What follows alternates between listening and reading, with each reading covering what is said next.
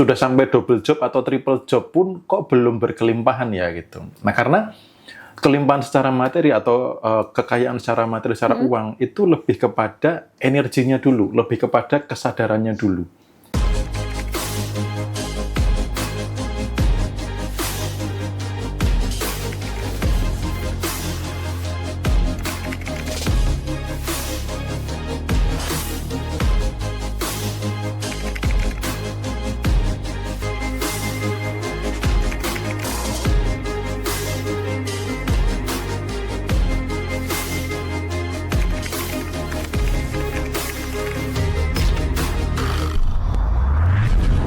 Nah, teman-teman, hari ini kita akan bahas tentang praktek rahasia kelimpahan. Oke.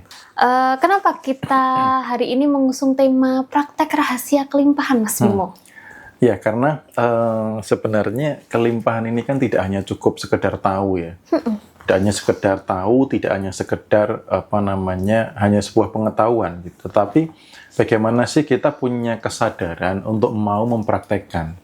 Supaya energi kita stabil di kelimpahan. Karena energi ini kecuali dari mindset, dari pola pikir, dia juga perlu tindakan gitu. Karena tindakannya nanti juga yang memantukan hasil gitu. Jadi kita akan bahas bagaimana supaya kita mau gitu loh, mau untuk lepas dari energi kekurangan, kemudian praktek supaya energi kita tuh berkelimpahan. Karena kalau energi kita berkelimpahan, maka otomatis realita itu akan tercipta adalah kelimpahan itu sendiri gitu. Oke, nah ini ada dari Kak Rida bertanya, Rahayu Mas Bimo, kelimpahan itu apa sebetulnya Mas Bimo? Nah, ini kelimpahan itu sebenarnya fitrahnya manusia itu kelimpahan. Kelimpahan itu lebih daripada cukup itu adalah kelimpahan.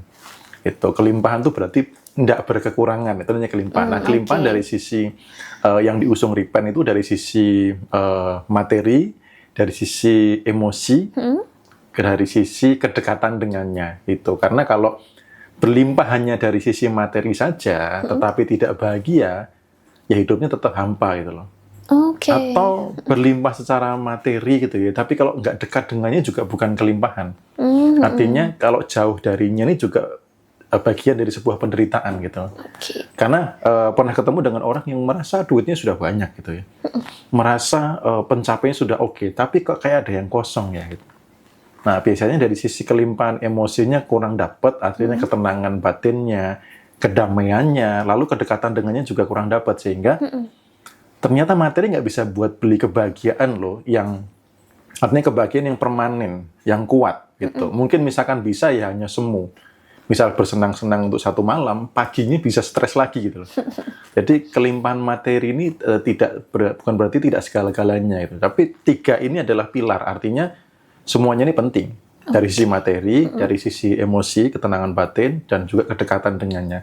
Nah, kalau tiga ini semuanya berkelimpahan, ya itulah kehidupan yang ideal gitu. Oke, jadi harus lengkap tiga-tiganya untuk menuju ke kehidupan yang ideal ya Mas Bimo. Betul. Oke. Nah, untuk pertanyaan-pertanyaan seperti menghilangkan rasa benci, kemudian melupakan, bagaimana cara melupakan dulu banyak uang sekarang tidak, ini nanti akan kita bahas juga. Jadi kita akan mengawali tentang rezeki dulu nih Mas Bimo. Siap. Nah, kenapa banyak orang rajin bekerja bahkan pagi, siang, sore itu kerja terus tapi tetap merasa kekurangan rezeki? Itu penyebab dan alasannya apa Mas Bimo? Ya, jadi ada beberapa orang yang memang sudah kerja keras. Saya pun dulu ngalamin. Bahkan sepulang kerja tuh masih nambah entah freelance, entah bisnis sampingan ya. Entah mungkin praktek-praktek MLM atau jualan-jualan online gitu ya. Sudah sampai double job atau triple job pun kok belum berkelimpahan ya gitu. Nah, karena kelimpahan secara materi atau kekayaan secara materi, secara uang itu lebih kepada energinya dulu, lebih kepada kesadarannya dulu. Nah, orang rata-rata hanya mengubah tindakan. Sudah nambah bisnis, nambah pekerjaan dan lain sebagainya. Tapi kok saldo akhir rekeningnya tetap sama itu, mutasinya oke banget itu. Tapi saldo akhirnya tidak bagus. Karena kelimpahan itu terkait dengan energi. Maka ketika saya memahami tentang, mulai masuk lebih dalam tentang kelimpahan, yang saya benahi adalah energi dalam diri dulu. Energi tentang rasa, tentang vibrasi. Ketika vibrasinya berada di kelimpahan, kesadaran akan kaya itu tertanam dalam pikiran bawah sadar, maka tindakannya bisa jadi sudah nggak sesibuk dulu. Tapi uangnya lebih banyak. Itu makanya teman-teman bisa mengamati nih orang-orang yang cenderung panik, cemas, takut, khawatir, kemerungsung, gerusa-gerusu gitu ya, atau bahkan kerja yang melelahkan, kecenderungannya gitu duitnya malah sedikit. Tapi orang-orang yang tenang, enjoy, damai, santai, kecenderungannya duitnya lebih banyak. Itu maka dari itu ketika saya mulai ngulik-ngulik nih, ternyata rezeki ini bukan sesuatu hal yang horizontal. Seberapa keras kita kerja, tapi soal vertikal. Siapa sang sumber rezeki, siapa pemberi rezeki, sehingga kita layak untuk diberi lebih, kayak gitu. Jadi kesadaran akannya itu harus tertanam di kita ya Mas Bimo, bahwa rezeki itu sumbernya dari mana? Dari mana? Itu. Oke. Nah, apa pengaruh cara pandang kita itu terhadap Tuhan dalam hal datangnya rezeki, Mas Bimo? Apakah kita tuh juga nggak bisa terpaku hanya kepada logika kah, atau seperti apa? Ya, jadi cara pandang kita kepada Tuhan itu kan sebagai salah satu sang sumber rezeki kan gitu. Jadi dulu saya kesadarannya gini, rezeki itu horizontal. Jadi kalau saya ketemu dengan ini, saya jualan ini, saya dapat untung sekian. Kalau saya kerja di sini, saya dapat gaji ini, maka saya mendapatkan uang sekian. Ini kan horizontalnya. Nah, padahal rezeki tidak bergantung dari seberapa keras bekerja, atau mungkin seberapa banyak warisan, atau mungkin seberapa tinggi tingkat pendidikan. Tidak bergantung dari situ. Tapi rezeki ini ternyata ada kesadaran dari sang sumber rezeki yang memberi, dan ada hubungannya dengan rasa layak menerima. Oh, gitu. Jadi contohnya nih, saya sebagai seorang ayah gitu ya, anak saya minta motor sport, tapi masih kecil. Walaupun saya mampu memberi, tidak akan saya belikan dulu. Karena apa? Anak saya belum layak untuk dapat. Gitu. Atau juga salah satu tokoh pengembangan diri, Pak Gobin juga pernah mensurvei itu. Jadi dia itu mensurvei para peminta-minta di jalan gitu ya, dengan beberapa lembar uang. Dia sudah menyediakan uang di dompet, pecahan dari kecil sampai besar.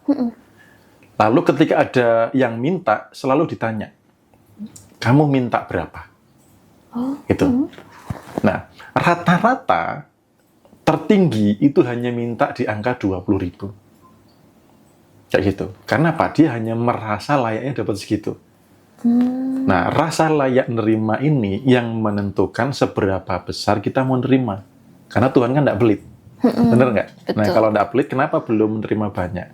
Salah satunya adalah karena rasa layak menerimanya. Gitu. Oke, jadi rasa layak menerima dengan nggak enakan itu beda atau sama, Mas? Beda dong. Oh, beda. Karena rasa layak ini kepada sang sumber rezeki. Gitu. Kalau nggak enakan kan lebih kepada ke orang lain kan, ke orang sekitar gitu. Masa kita sama Tuhan nggak enakan? Oke, ini ada pertanyaan dari Kak Zahra. Mas Bimo, bagaimana cara melupakan dulu banyak uang, sekarang enggak, tapi hati sudah damai? Nggak usah dilupakan. Kalau dulu banyak uang, jadi gini, buat teman-teman yang pernah banyak uang, saya kasih tahu rahasianya ya, pancarkan rasa yang sama. Jadi untuk mengulangi pola yang sukses, dulu pas banyak uang rasanya gimana? Rasa tenangnya, rasa damainya, rasa syukurnya, itu diulang di momen sekarang. Supaya apa?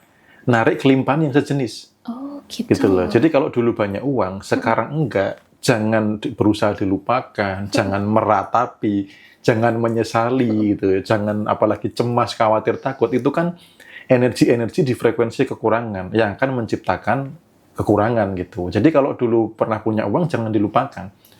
Rasa dulu punya uang, hadirkan sekarang untuk menarik kelimpahan yang sama. Gitu.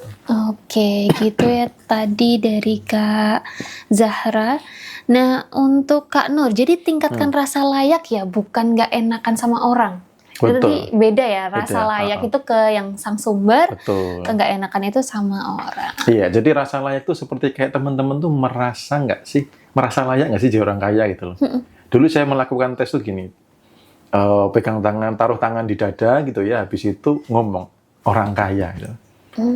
Sesimpel itu untuk ngecek ya, aku orang kaya. Pas pada saat ngomong gitu, hati itu damai atau ada grek-grek, ada sinyal-sinyal yang kayak ngelawan gitu loh. Karena kan bawah sadar itu dia cenderung melawan sugesti yang tidak sejenis atau database yang kontra dengan masa lalu. Jadi kalau ada mental block yang penuh dengan belief system tentang kemiskinan, dibilang orang kaya, gitu mesti langsung tetot, kaya dari ompong gitu kan. Jadi diri itu berontak itu. Nah, itu tandanya belum merasa layak. Oh, oke. Kalau sudah merasa layak, itu begitu ngomong orang kaya, itu ya langsung damai aja, enjoy aja gitu. Karena saya sudah merasa bahwa diri saya itu layak kaya gitu. Nah, ini ada dari pertanyaan dari Kak Afif, cara menghadirkannya gimana Mas Bimo? Apakah kita tetap merasakan seakan-akan jadi orang kaya gitu terus, Mas? Ya, kalau kekayaan, kelimpahan, itu kuncinya untuk menghadirkan adalah dengan rasa syukur. Makanya teman-teman kalau belajar tentang kelimpahan, abundant atau apapun itu sejenisnya, pasti ada ilmu tentang syukur. Tidak mungkin tidak. Jadi untuk menghadirkan rasa kelimpahan, untuk merasa layak, itu teman-teman sering-seringlah bersyukur. Kayak gitu. Lalu kemudian bisa dengan self-talk. Self-talk artinya memberikan sugesti bahwa saya kaya, saya berkelimpahan, saya lebih dari cukup gitu ya, saya layak menerima lebih, itu bisa dengan afirmasi atau self-talk gitu. Oke. Nah, seberapa penting posisi syukur ini dalam membuka pintu-pintu kelimpahan, Mas Bimo? Oke, seberapa pentingnya itu dasar sih ya, karena kan seperti yang saya tulis di buku Repent ya, di bab yang kedua terkait dengan rasa syukur itu bisa mendatangkan kelimpahan, dan tidak bersyukur itu mendatangkan asap yang pedih gitu loh. Nah, itu yang membuat syukur itu menjadi pondasi awal gitu loh. Ya. Jika kamu bersyukur pasti akan ditambahkan nikmat. Nah, jika mengingkari nikmat maka sesungguhnya asapku sangatlah pedih.